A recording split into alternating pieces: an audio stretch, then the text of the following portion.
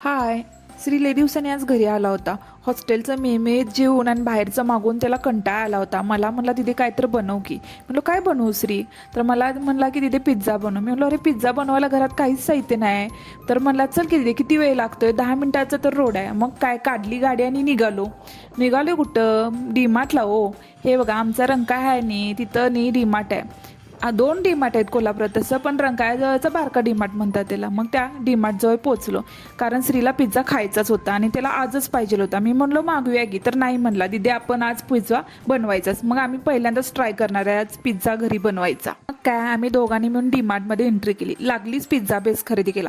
मला म्हणले दिदे फक्त पिझ्झाचं साहित्य घ्यायचं, पटपट घ्यायचं आणि पटपट करून खायचं, म्हणून दुसरं काय घेण्यात वेळच घालू नाही. मग सॉस घेतले, काय काय लागते ते घेतलं. मग मेयोनीज घेतला, पिझ्झा सॉस घेतला.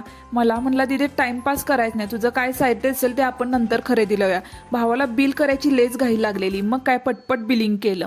मग काय बिलिंग करताना घरी जाऊन कधी पिझ्झा खाईन असं भावाला झालं होतं. मग काय तुम्हाला पिझ्झा कसा केला, कसा बनवला हे तुम्हाला बघायचं असेल तर नेक्स्ट पार्टमध्ये आपण भेटू. पार्ट 2 पाहण्यासाठी आमच्या चॅनलला नक्कीच तुम्ही सबस्क्राईब करा आणि शेअर करा.